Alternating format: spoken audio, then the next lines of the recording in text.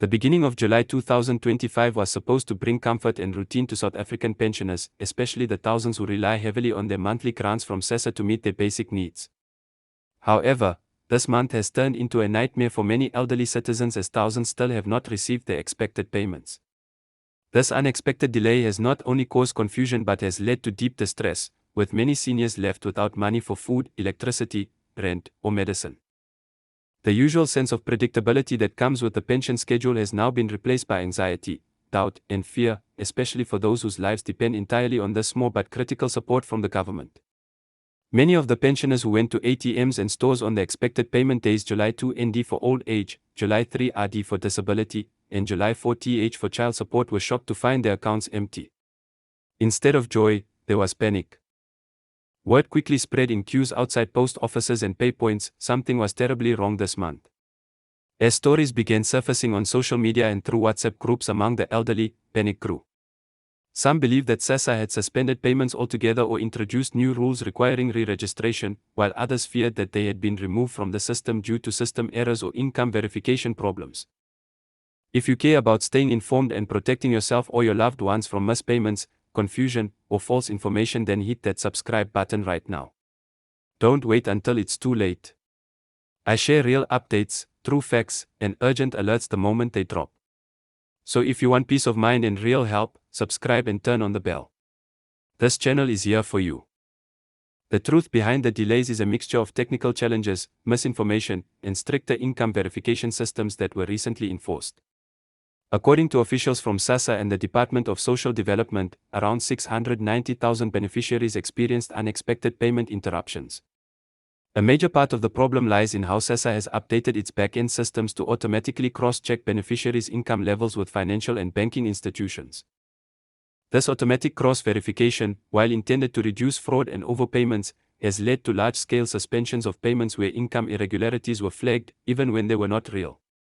About 210,000 senior citizens were suspended after the system incorrectly flagged them for having additional income, often based on outdated or misinterpreted data from bank accounts, small deposits by family members, or savings mistakenly seen as new income. For many poor and vulnerable seniors, a deposit from a child or grandchild to help with groceries was seen as a reason to suspend their grant, which they had relied on for years. This digital process has not only removed the human element but also left many with no way of proving their true financial status quickly. Alongside these verification errors, rumors played a cruel role in worsening the situation. A false message that circulated online claimed that pensioners needed to re-register by July 1 ST to continue receiving their grants. This fake news caused hundreds of older people to rush to SASSA offices, thinking they were at risk of losing their income. Some waited in lines for hours only to be told that no such requirement existed. The confusion and stress caused by these false claims added to the burden of already fragile seniors, many of whom suffer from chronic health conditions. SASSA spokespersons have had to issue public clarifications repeatedly, asking people not to believe unauthorized sources and confirming that re-registration was not required unless beneficiaries had changed their personal circumstances, such as income, banking information, or contact details. For those who had their payments suspended due to flagged income, the only solution now is to visit a local SASSA office within 30 days, with all necessary supporting documents, to file a review or update their financial profile. This includes ID copies, bank statements, and declarations of assets. However, this process is daunting for many elderly people, especially those in rural areas, those with mobility issues, or those who simply do not understand the new verification rules. In eThekwini and other parts of KwaZulu-Natal, community organizations have stepped in to help seniors file appeals and fill out forms. But with such a large number of affected individuals, help is limited and slow. Even those who submit appeals often wait weeks for their applications to be processed, leaving them in a state of limbo without access to cash for daily needs.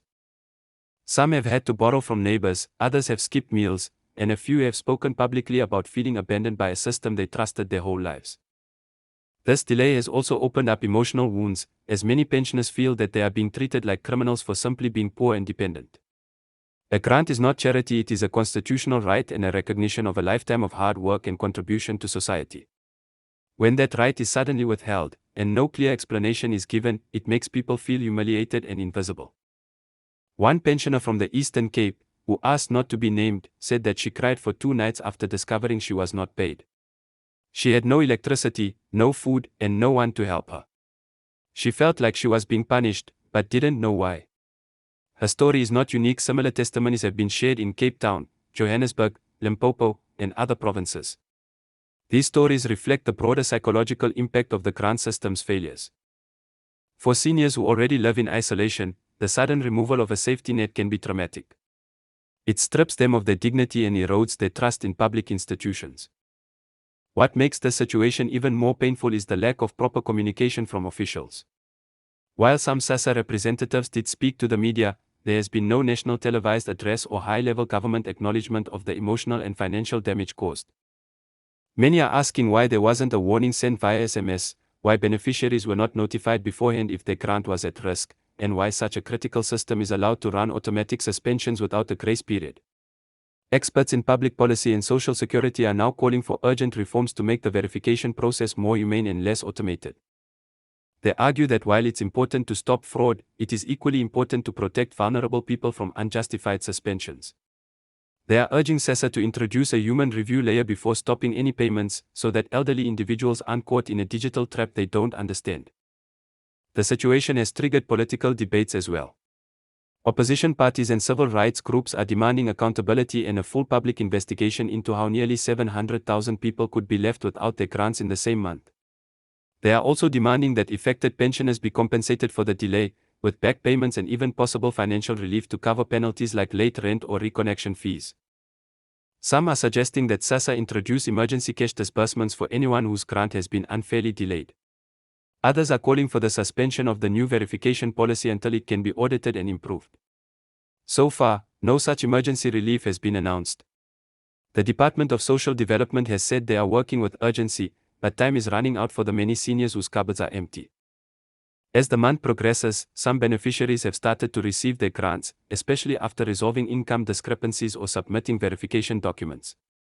But thousands are still waiting, still checking their accounts every day, still lining up at SASSA offices hoping to get answers. For those who haven't yet been paid, it's critical to stay calm and act quickly. Visiting your nearest SASSA office is the first step. Be sure to bring your ID, bank statement, and any other documents that can prove your financial situation. You can also call the toll-free SASSA helpline at 800 60 10 11 for guidance. Make sure that your phone number and banking details on file are up to date, and avoid making multiple changes as that may trigger further verification delays. Be cautious of false messages on social media. Always rely on verified news sources or official SASSA communications. Looking forward, it is hoped that this incident becomes a wake-up call to government and society at large. Our elderly citizens deserve systems that work, that are fair, and that treat them with respect. A pension delay is not just an administrative issue, it is a humanitarian issue. Many seniors cannot survive even 1 month without that small grant. Their entire life structure, from how they buy food to how they take medication, is built around that income. For the rest of us, it may be a number, but for them, it is life itself. If our nation is truly committed to dignity and equality, then we must do better. SASSA must do better. This July must be remembered not only for what went wrong but for the lessons learned and the urgent changes made. Until then, let's continue to support our elders, inform them with the correct facts, help them navigate the bureaucracy, and remind them they are not alone.